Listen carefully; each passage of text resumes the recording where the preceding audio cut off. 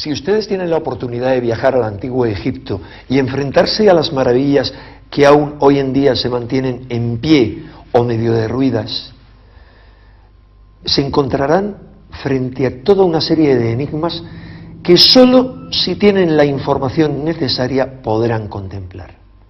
Son enigmas de los que no les van a hablar los guías, de los que tampoco encontrarán información en las guías turísticas, de los que no les hablarán los arqueólogos y no encontrarán referencia en los libros de egiptología, pero que sin embargo están ahí.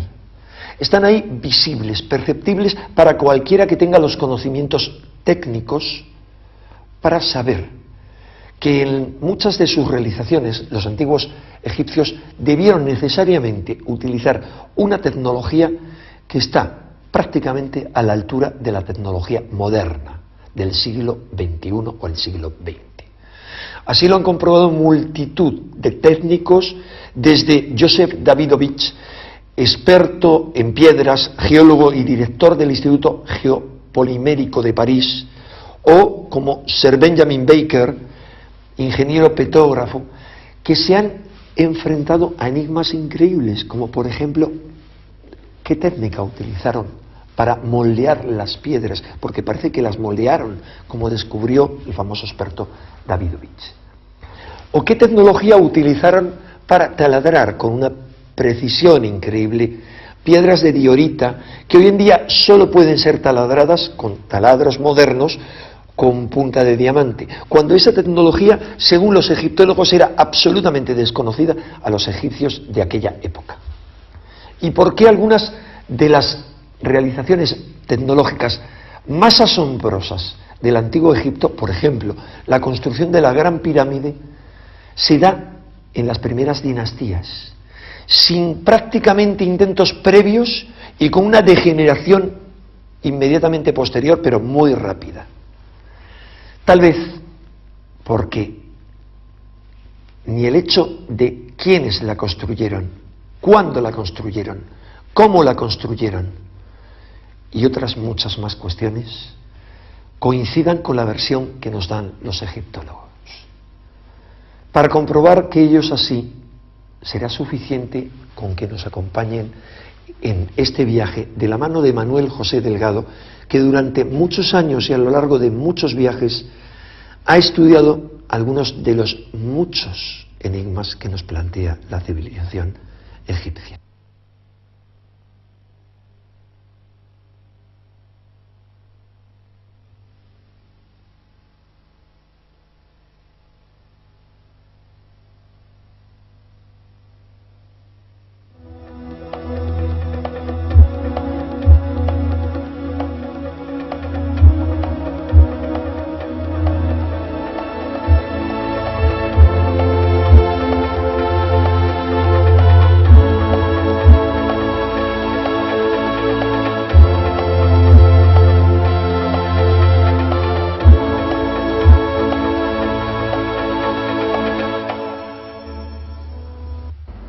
Desde hace ya muchísimos años venimos recorriendo Egipto para intentar introducirnos en todos sus misterios. En el siguiente trabajo de investigación podrán comprobar la gran cantidad de datos expuestos, toda la documentación que manejamos. Son muchísimos números que hablan de medidas, de ángulos, de proporciones.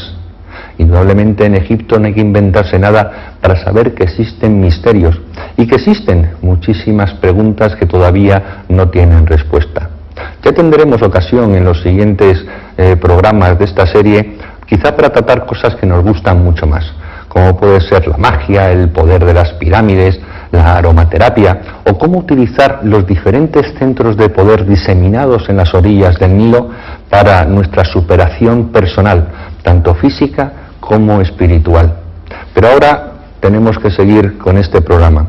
Es un programa denso, que en alguna ocasión a algunos de ustedes les va a resultar pesado, pero indudablemente tiene que estar ahí, sobre todo para todos aquellos que indican que los que estudiamos los misterios de Egipto nos inventamos cosas. Egipto es maravilloso, está ahí muy cerca, a 4 horas y media en avión, y simplemente con una cinta métrica y simplemente avalado por las personas que realmente saben de arquitectura, de ingeniería, de astronomía, de biología, de física, etcétera, podemos comprobar que lo que se hizo en el Antiguo Egipto supera con mucho la idea que tenemos de un pasado del que posiblemente tengamos que reescribir la historia. Espero que disfruten viendo este documental lo mismo que nosotros lo hemos hecho al realizarlo.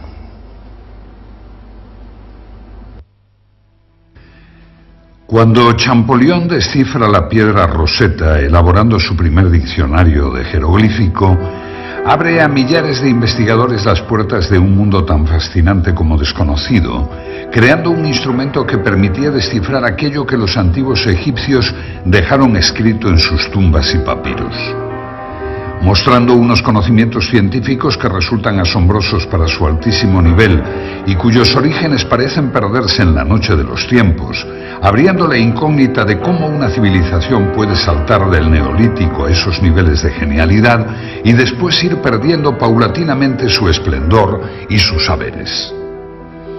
La historiografía oficial nos ofrece una imagen global de una civilización fascinante, ignorando determinadas pruebas arqueológicas capaces de romper cualquier esquema establecido, ya que del mismo modo que si podemos hablar de una evolución cultural lineal a lo largo de las 31 dinastías del Egipto faraónico, no podemos decir lo mismo de su evolución tecnológica, que nos muestra unos espectaculares avances en un periodo determinado y una posterior involución de la que no nos hablan los libros de historia.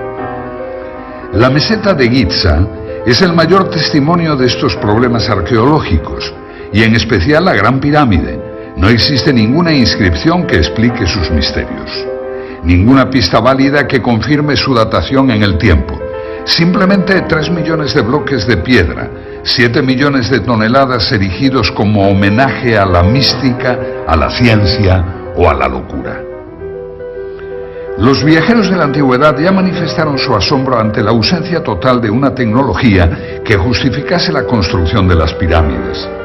La arqueología ha tratado de dar respuesta a los cómo y los porqués de tan magna construcción, careciendo de la base suficiente en campos tan importantes como la física, las matemáticas o la geometría.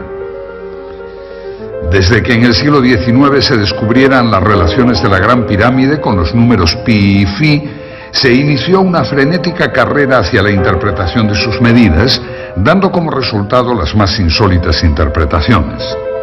En pulgadas, en yardas, en metros, en litros o en varas, las mediciones, muchas veces sometidas a tortura, conducían a la explicación de todo, del presente, del pasado y del futuro, no faltando quien achacaba a errores de construcción los datos que fallaban en su teoría. O incluso otros no dudaron en limar algunas aristas para que sus elucubraciones fuesen refrendadas con mayor precisión. Fue a finales del siglo pasado cuando llegó a Egipto Sir William Matthews Flinders, Petrie, con un sofisticado equipo de medición que incluía teodolitos de alta precisión, niveles ópticos, calibres micrométricos con vernier, goniómetros adaptados a ángulos, catetómetros, anteojos de autocolimación, cintas de Invar, termómetros de Beckman, etc. Sus mediciones, las más exactas realizadas hasta ahora, corroboradas años más tarde por los profesores Bokar Cole y Pochan, han conseguido que puedan elaborarse unas conclusiones ceñidas al más puro rigor académico y que van a abrirnos un nuevo horizonte de investigación para hallar las soluciones a los problemas planteados por aquellos arquitectos. Lo que hace a una disciplina más o menos científica es la medida en que se establezca una preeminencia de los hechos sobre las teorías. Un mismo hecho puede en arqueología tener una fundamental gravitación o ser un detalle omisible de acuerdo a la teoría que barajemos en ese momento. La dificultad se traduce pues en el problema de la evidencia, que en arqueología no tiene el valor que puede lograr en las ciencias exactas o experimentales. Para Petrie, sin embargo, la prueba arqueológica tiene el mismo grado de certeza que la prueba judicial. La historiografía ha considerado que la ausencia de referencias explícitas a una tecnología y una ciencia superior es una evidencia de que no existieron. Hay que tener en cuenta que la primera rueda aparece en la 12ª dinastía. El primer meriet, mira de observación de caña de palma, lo mismo que la primera plomada tej, aparecen en la 18ª dinastía. Los primeros textos astronómicos aparecen en sarcófagos de la 11ª dinastía y corresponden inclusive a una astronomía incipiente que, como observa Hawkes, desconocía la existencia de los eclipses. Las primeras representaciones de los meridianos aparecen en el templo de Dendera en época ptolemaica, conjuntamente con las indicaciones sobre la operación del tendido de la cuerda y la determinación del meridiano por las estrellas de la Osa Mayor. El papiro Rhind, de la dinastía XIII, tiene un nivel científico correspondiente a un segundo curso de escuela elemental. El vidrio aparece en la dinastía XIV y los primeros cuchillos de hierro en la 26ª. Solamente en la época ptolemaica, 200 a.C., aparecen en Egipto conocimientos matemáticos y astronómicos de un cierto nivel. Estas pruebas arqueológicas son evidencias indiscutibles de que la civilización faraónica caminó con lentitud y sin brillantez por el camino de la tecnología hasta llegar a importar los avances de los griegos, que tampoco destacaron en estos campos. En oposición a todo esto encontramos un material tecnológico que nos indica todo lo contrario, lo que nos obliga a tener que inducir la naturaleza de las herramientas partiendo del producto, tomando como referencia una serie de pequeñas muestras evidentes repartidas por todo Egipto. Es un misterio inexplicable el repentino grado de perfeccionamiento adquirido por el arte de la construcción en la tercera dinastía y la incapacidad notoria de los constructores de la sala hipóstila de Karnak, derrumbada en 1899, que 1500 años después desconocían que los edificios requieren cimientos. Mientras que el análisis arqueológico muestra una línea de evolución cultural desde la primera dinastía hasta la época ptolemaica, el análisis tecnológico señala una línea de ascenso desde la primera dinastía hasta la cuarta para mostrar luego un proceso de involución a lo largo de varios milenios. En los relieves de El Berche, 12ª dinastía, se ve una estatua de Yehuti Topep, de un peso de 60 toneladas, colocada sobre un trineo y arrastrada por 172 hombres. Aparece también un hombre derramando un líquido sobre los patines del trineo para reducir la fricción y eliminar así el calor. Los textos que acompañan la imagen hablan de la heroicidad de esta titánica tarea en la que los hombres se mostraron con fuerza de gigantes. Es por ello por lo que resulta increíble cómo no ha quedado ningún recuerdo del transporte de los numerosos obeliscos de 1000 y 1200 toneladas que los egipcios distribuyeron por todo el territorio. Este es el templo de Luxor. Fue erigido originalmente por Amenhotep III en honor a Amón, y luego Ramsés II añadió estas impresionantes figuras y dos tremendos obeliscos. Solo queda uno. El otro, su hermano gemelo, fue llevado a Francia y puede hoy contemplarse en la Plaza de la Concordia de París. Requieren cada uno para su arrastre una fuerza de 93.000 kilos que nunca pudo ser suministrada por menos de 25.000 hombres. Para subirlo por una rampa se haría necesario un esfuerzo adicional que para un 30% de pendiente exigiría el esfuerzo suplementario de otros 50.000 hombres. Resulta curioso que el transporte de estos colosales monolitos no llamase la atención de los escribas. En el templo mortuorio de Micerinos hay bloques de 200 toneladas. En el techo de la cámara del rey de la Gran Pirámide los hay de 50 toneladas, y aunque el término medio de los bloques del monumento no pase de las 2,5 toneladas, cuando se piensa que hay unos 3 millones de tales bloques, se vuelve a plantear con seriedad la cuestión de las técnicas y medios empleados. Se nota la contradicción entre lo que hemos dado en llamar la prueba tecnológica y la prueba arqueológica. Se desconoce la existencia de máquinas. La aseveración de Heródoto de que se utilizaron máquinas para levantar las piedras es generalmente impugnada por los arqueólogos, que priman la fuerza bruta de miles de esclavos ante todo saber tecnológico. Estamos en el interior de la pirámide de Kefren. Desde su entrada comienza un pasillo descendente que justo en este lugar se vuelve horizontal para posteriormente subir hasta la cámara del sarcófago. Y es en este sitio donde los arquitectos de la pirámide decidieron colocar una esclusa para obstruir el pasaje. Es esta roca. Las teorías que esgrimen algunos investigadores para demostrar que por medio de rampas los antiguos egipcios lograban elevar grandes bloques a enormes alturas quedan entredicho cuando nos encontramos con problemas como este. Es una roca de granito de casi 3 toneladas de peso. La estudió Petri. Si los bloques eran elevados por rampas a base de fuerza muscular, ¿cómo pudo ser elevado este bloque a esta oquedad para que posteriormente bajara y ejecutara la función que le encomendaron sus constructores? Que sirviera de cierre, de tapón. En este pequeño espacio no caben más de 6 personas. Es por ello por lo que Petri dedujo que los antiguos egipcios debieron poseer máquinas, y máquinas muy eficientes. Si aceptamos la existencia de máquinas en el Antiguo Egipto, nos queda el problema de determinar su naturaleza. En este sentido han sido numerosas las tentativas de explicación. La idea clásica de que las piedras fuesen elevadas por rampas es desechada por el docto ingeniero Krum, pues por sí solas las rampas serían un trabajo equivalente al de la propia pirámide. El concepto de los rodillos tampoco sirve, ya que la madera era escasa y no servirían en terreno arenoso.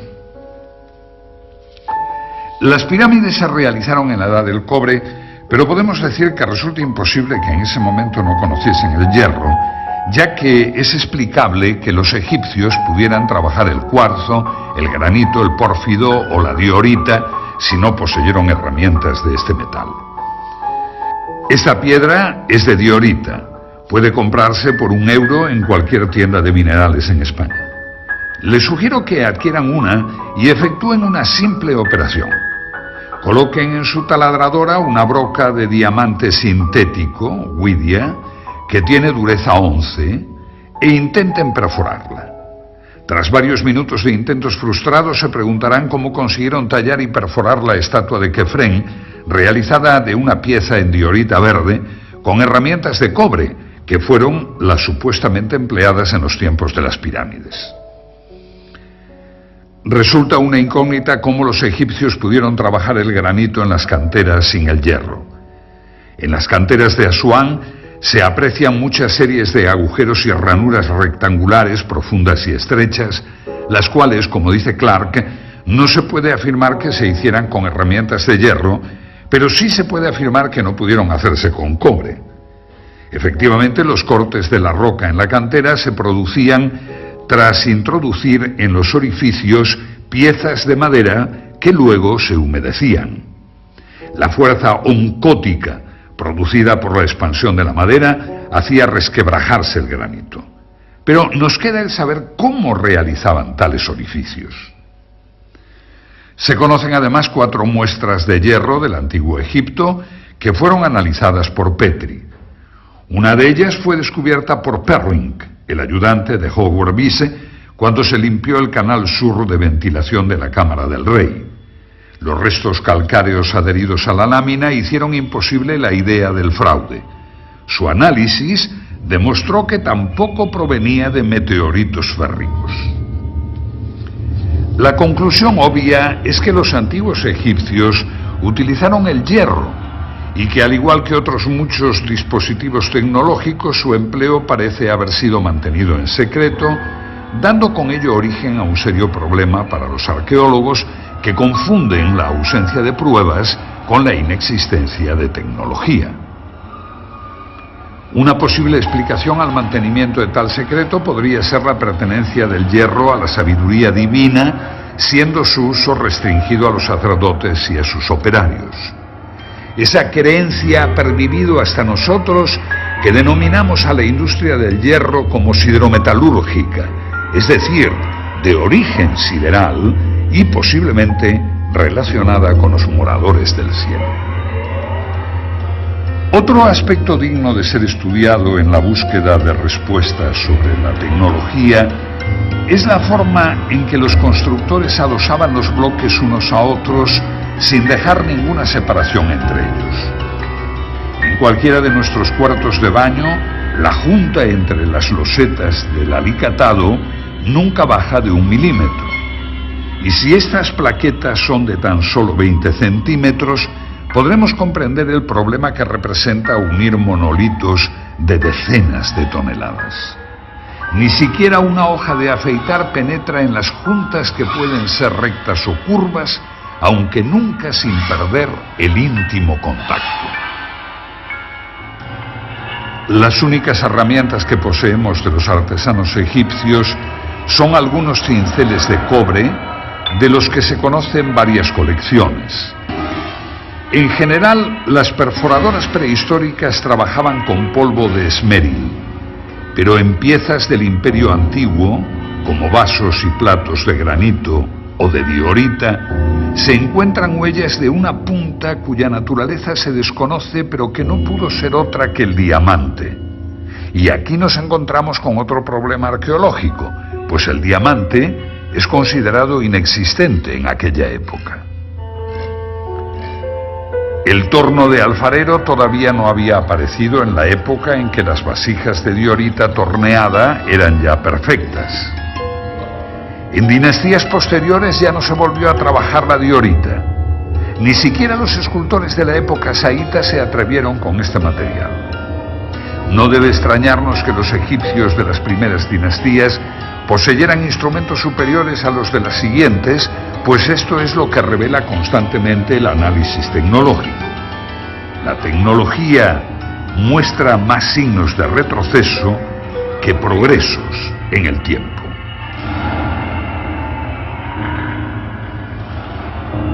Debemos admitir que los egipcios de las primeras dinastías conocían el torno de punta fija antes de que aparecieran los tornos de alfarero. Con el torno egipcio se obtenían incluso superficies esféricas, pues se conocen platos hechos a torno en los cuales la herramienta se movía sobre una línea curva.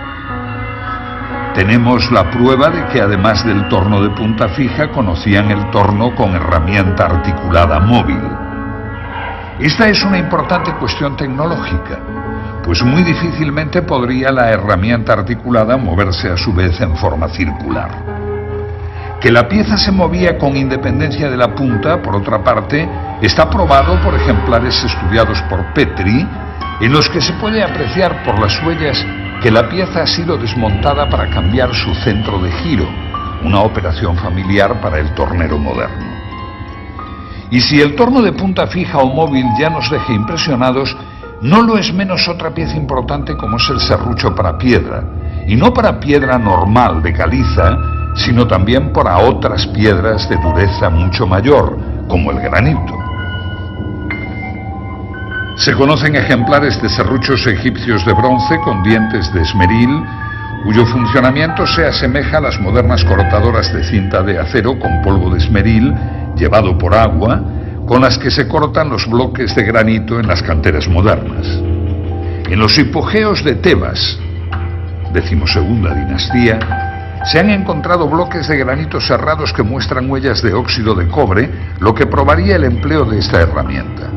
Pero estudiando la inclinación y la velocidad del descenso de la hoja, se descubre que trabajaban a una enorme presión. Es inadmisible que un serrucho de bronce y esmeril pueda cortar granito si le aplicamos una débil presión y empleamos un tiempo indefinido en el corte. La única solución que se nos plantea es que los antiguos egipcios debieron poseer otro instrumento cuya estructura desconocemos, pero que con seguridad no trabajaba con dientes de esmeril. En relación con el modus operandi de estos serruchos, se exhibe en el Museo del Cairo el sarcófago de Diodefre, hijo o hermano de Keops, donde puede apreciarse el trabajo del serrucho. Aparentemente los sarcófagos eran transportados con la tapa no cortada para reforzar la estructura. El serrucho ha cortado ya los 2/3 de la tapa, quedando un resto por cortar en donde todavía puede apreciarse la garganta carcomida por la herramienta. Se observa así la superficie irregular que va dando forma al sarcófago antes de su ulterior pulimento y en donde todavía hoy es posible apreciar las marcas de ocre que indican las líneas de corte. Aparentemente el serrucho ha sido guiado a mano, como puede inferirse por la forma irregular de la superficie cortada. El ancho de la herramienta, correspondiente al ancho del surco, es de 2 centímetros. El plano de corte presenta desniveles del orden del centímetro. Y aunque no nos imaginamos qué herramienta pudo hacer el corte, se aprecia que su uso fue manual con las imperfecciones que el pulso provoca. En cambio, en otro sarcófago, el de Keops de la Gran Pirámide, en donde los desniveles de las superficies serradas son del orden del milímetro.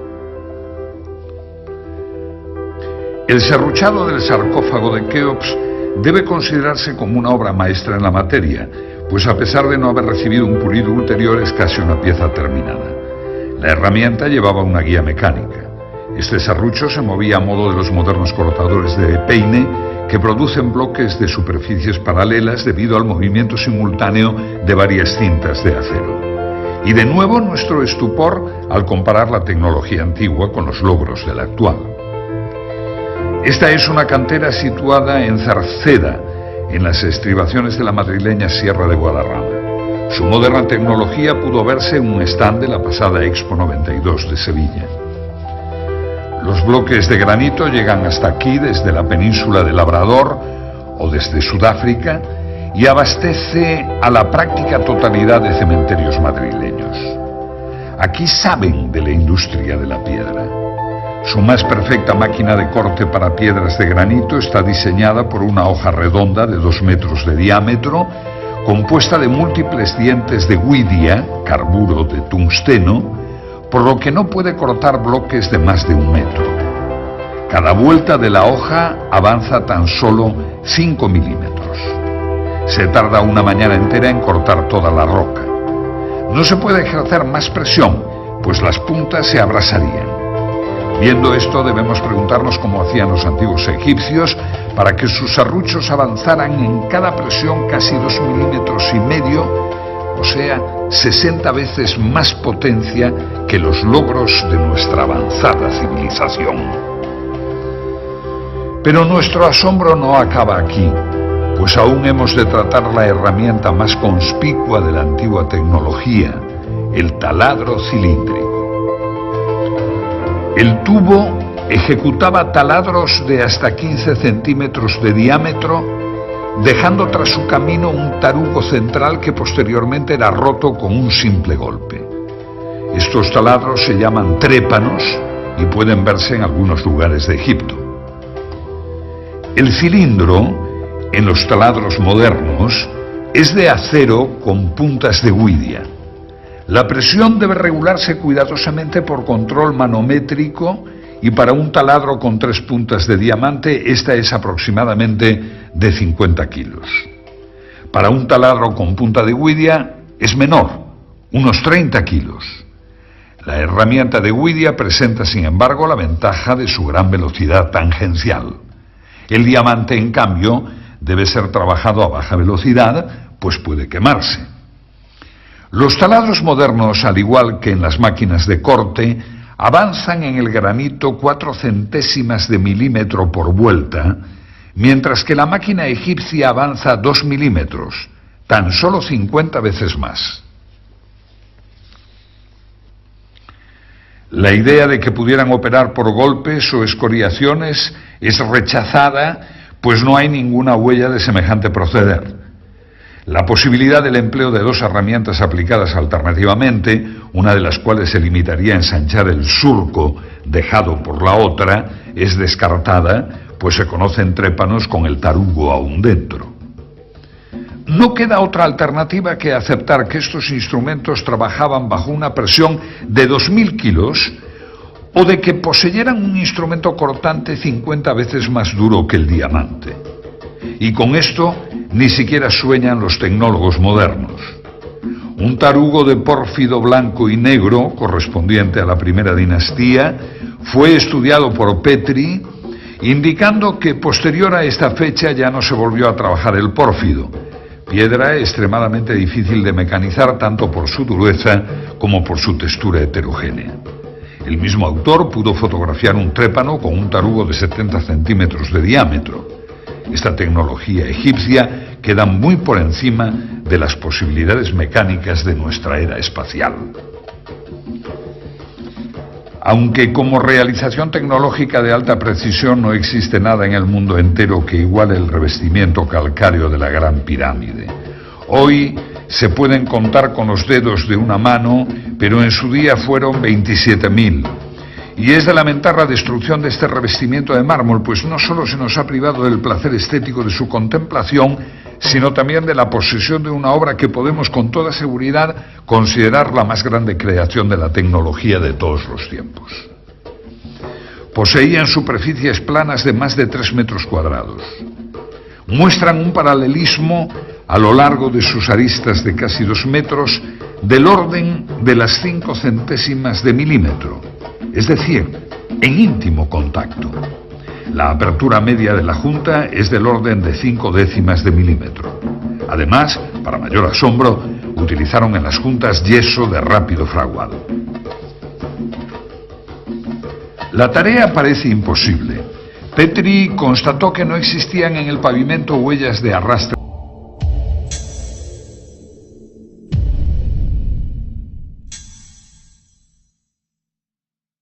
de los bloques, ni tampoco existen en ellos puntos de engarce para grúas o cuerdas. Además, para mayor asombro, colocaron en las juntas yeso de rápido fraguado que obligaba a colocar el bloque al primer intento sin posibilidad de posteriores movimientos. Y esa es tan solo la primera fila de las más de 200 que tiene la pirámide hasta la cumbre. La única posibilidad de solución nos la ofreció la moderna tecnología en las canteras actuales: la succión.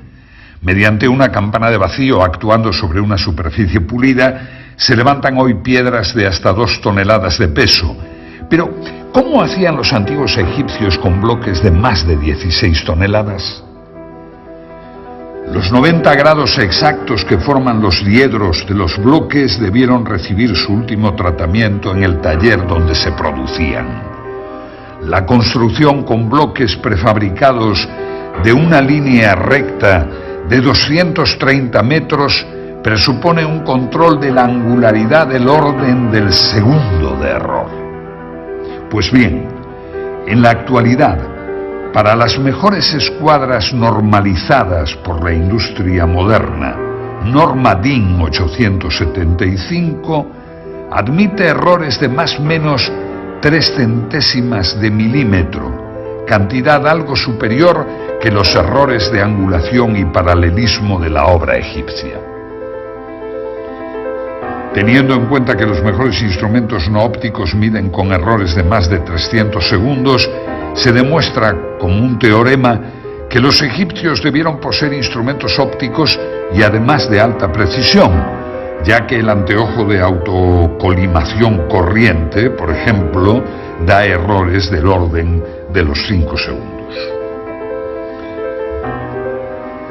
La construcción de uno de los bloques de revestimiento de 20 metros cuadrados de superficie es una tarea equivalente al pulido del espejo del telescopio de Monte Palomar.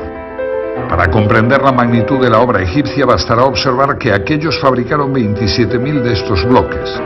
Lograron, hace 7.000 años, la producción en masa de instrumentos ópticos que la industria moderna solo produce en escala artesanal. Ninguna otra época histórica realizó tareas de esta naturaleza, por lo que debemos considerar con seriedad lo que ello implica en el dominio de la mecánica, la óptica y la geometría. Con estos planteamientos ya debemos ir desterrando el concepto de casualidad en los restos de la cultura egipcia. La orientación de las pirámides es una de esas casualidades, y es lógico que ciertos arqueólogos piensen así, pues de lo contrario habría que suponer un instrumental y unos conocimientos superiores a la tecnología actual, y eso es difícil de aceptar, aunque no nos quede más remedio. Las representaciones que aparecen en el templo solar de Niuserre de la Quinta Dinastía y que coinciden con los textos del templo de Edfu, en las cuales aparece el rey y sacerdotisas con una maza, estacas y la cuerda de arpentar, determinando la orientación de un templo, no puede tomarse al pie de la letra, pues tales representaciones serían como estudiar nuestros sistemas de ingeniería por las fotos de la ceremonia de colocación de una primera piedra. En inscripciones y manuscritos no se desprende el menor atisbo de conocimiento geodésico. La conclusión del análisis arqueológico está pues basada en hechos, y por ello algunos egiptólogos consideran que la exacta orientación geodésica de las pirámides tiene que ser producto del azar. Como casi siempre ocurre en la Gran Pirámide, el análisis tecnológico lleva a la conclusión opuesta. Su error de orientación es de 5 minutos 31 segundos. Para hacernos una idea, coloquemos una moneda de 2 euros a 1 kilómetro de distancia. Su diámetro sería el error que tiene la Gran Pirámide con respecto al norte verdadero. La agrimensura moderna, conducida por teodolitos, cronómetros y tablas astronómicas, admite para el cierre de polígonos un error del 0,3%, que corresponde a un error de 10 segundos traducido en error angular. Ningún procedimiento propuesto ha logrado explicar cómo consiguieron los egipcios tal exactitud. Es imposible, pues, sin un objetivo y un ocular solidarios, intentar ningún género de determinaciones de este tipo. La Gran Pirámide está por encima de la tecnología moderna en cuanto a orientación, pues sus 5 minutos 31 segundos supera con mucho las modernas normas de precisión. Y aún cabe una segunda pregunta. La pirámide de Kefren tiene el mismo error de orientación, es decir, 5 minutos 31 segundos. Las dos grandes pirámides de Egipto tienen el mismo error, y ahora cabe preguntarse si dicho error fue motivo de cambios de orientación total de la meseta de Giza por motivo de los terremotos, o bien si estos 5 minutos 31 segundos no fueran tal error y siguieran la concepción original de los constructores. De todas formas, tan difícil es orientar las pirámides exactamente a los 4 puntos cardinales como orientar ambas con la misma desviación, por lo que debemos considerar la posibilidad de que los antiguos egipcios tuvieran el equipamiento necesario para edificar una base de 53.000 metros cuadrados con una orientación de 0 grados, 0 minutos, 0 segundos. Si juzgamos los conocimientos matemáticos de los egipcios por los pocos textos que han llegado hasta nosotros, su matemática fue bastante primitiva. Neugebauer puntualiza que lo máximo obtenido por la matemática egipcia de todos los tiempos fue el conocimiento de la tabla de multiplicar por 2. Pero si no poseemos testimonios para juzgar el máximo nivel alcanzado por la matemática abstracta egipcia, en cambio, sus obras en piedra nos permiten apreciar su capacidad de mensuración. La longitud de la pared norte de la cámara del rey es, según Petri, de 10 metros 47,97 y la del costado sur de 10 47,82. El error de medida es del orden de 1/10 de milímetro por metro, que coincide con las normas modernas para prismas ópticos. Si este error de medida se produce en esta cámara, vamos a ver qué ocurre con una superficie mayor, con la base de toda la pirámide. Este esquema representa la base de la Gran Pirámide, el valor de sus ángulos y las longitudes de los lados. Las medidas aquí consignadas corresponden a las de Borjar y Cole. Descartando el azar en todo este asunto, se nos plantea un serio problema tecnológico.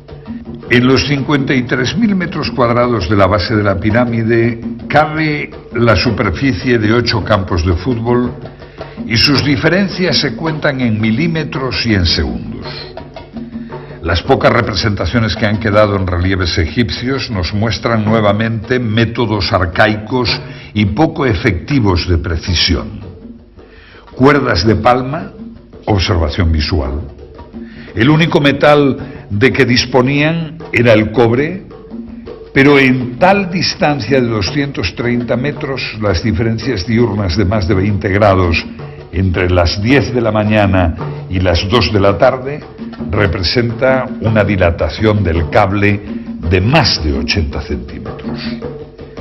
El error de medida de 3 milímetros representa un control de la temperatura de 0,2 grados, cosa impensable para cualquier topógrafo que necesita las cintas de ínbar, una aleación de hierro y níquel de bajo coeficiente de dilatación térmica, para conseguir casi lo mismo que los egipcios.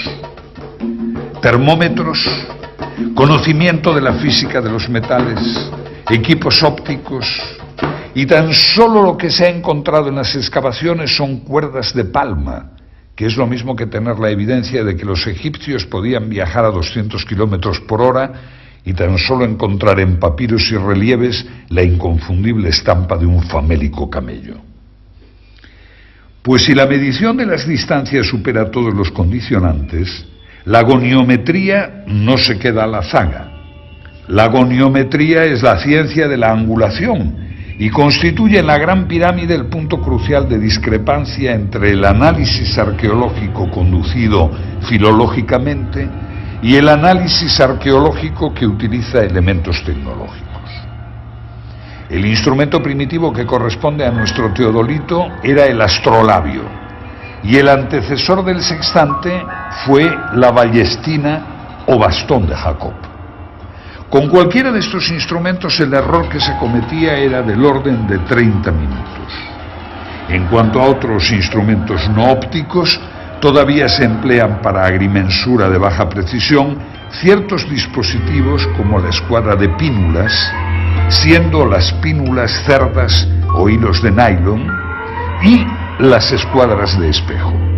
El error de estos instrumentos se puede apreciar en los 20 minutos. Cuando pasamos a estudiar la goniometría egipcia, nos encontramos con la sorpresa de que aquellos tecnólogos medían ángulos con la precisión de un segundo de arco. Esto debe considerarse como sobrenatural, pues trasciende ampliamente la capacidad del ojo humano, que es como aseguran que fue orientada la pirámide.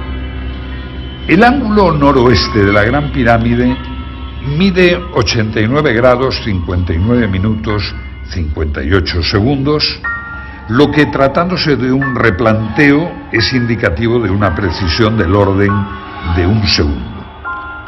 Los buenos teodolitos modernos miden con el mismo error observado en el monumento de un segundo. Estos errores son inevitables para la cantidad de factores incidentes, tales como errores de la lectura de los nonios, dilatación térmica de instrumentos y elementos de lectura, errores de nivelación, error de arrastre, viento, errores de apreciación sobre el retículo, refracción atmosférica, etcétera, etcétera, y parece ser que todo ello fue tenido en cuenta por los topógrafos egipcios. Se nos presenta en goniometría lo mismo que observamos en mensuración, es decir, el mismo error en estructuras pequeñas, como sarcófagos o cámaras, que en las grandes. Ello presenta una homogeneidad al sistema de medidas empleado que excluye cualquier hipótesis basada en el azar o en la casualidad. Como demostración de lo dicho, comparemos la desviación azimutal de las dos grandes pirámides. Ambas pirámides tienen su desviación hacia el oeste. Petrie da los siguientes valores para la pirámide de Keops. Núcleo, 5 minutos, 16 segundos. Pasajes, 5 minutos, 49 segundos. Revestimiento este, 5 minutos, 30 segundos. Promedio, 5 minutos, 31 segundos. Para la pirámide de Kefren, otorga los valores 5 minutos, 37 segundos para los pasajes y 5 minutos, 26 segundos para el revestimiento, obteniendo un promedio de 5 minutos, 31 segundos. Este resultado nos muestra el exacto paralelismo de dos estructuras separadas por más de medio kilómetro de distancia. En ambos casos, el instrumento necesario para efectuar medidas de esta precisión debió tener un error por debajo del segundo. Como puede apreciarse en la tabla azimutal, el cuerpo de la pirámide de Keops, sus pasajes y su revestimiento del lado este se encuentran en un exacto paralelismo que coincide asimismo con el del revestimiento, cuerpo y pasaje de la pirámide de Kefren. Por esta circunstancia, la observación de que los otros lados, norte, sur y oeste, de la base de la Gran Pirámide están orientados 3 minutos hacia el este del norte con relación a la dirección anterior, revela un hecho intencionado. El lado oeste de la base representa con exactitud milimétrica el promedio del lado norte y del sur. Otro interesante problema lo constituye la perfecta euclicidad y horizontalidad del plano de la base de la Gran Pirámide. El asunto es altamente atractivo porque la nivelación debió efectuarse prescindiendo de las direcciones diagonales, ya que en el centro los constructores dejaron sin tocar la piedra de la meseta y solamente rebajaron el perímetro. Este mismo mogote central dificulta las operaciones de cuadración del perímetro de la base, que debió ser efectuada por medios puramente ópticos. El estudio de la base revela un plano perfecto en todo el perímetro de 920 metros, de tal manera que el ángulo suroeste se revela tan solo 1,5 centímetros más alto que el noroeste. Sobre la diagonal de 325 metros, esto representa un error de 0,04 milímetros en homogeneidad con todos los errores relativos que hemos calibrado. Respecto a los dispositivos de observación de los egipcios, conocemos solamente el merjet, o vara del observador de las horas, que era una vara de palma con una comisura en V en la parte superior, empleado para medir por la altura de las estrellas las horas de la noche. Con este artilugio no pudieron avanzar mucho en sus conocimientos astronómicos. La pregunta obvia es si es posible calcular la cifra de 365,2425 días por la simple observación de un fenómeno tal como la crecida del Nilo. La meteorología no presenta un grado de regularidad que permita estadísticas de esta exactitud. Ello requeriría, en el mejor de los casos, estadísticas de muchos milenios, lo cual nos retrotrae al problema que se quiere soslayar con el argumento. Hay una cierta lógica en admitir que no puede hacerse un gran progreso en astronomía si el mismo no va acompañado de un progreso paralelo en óptica.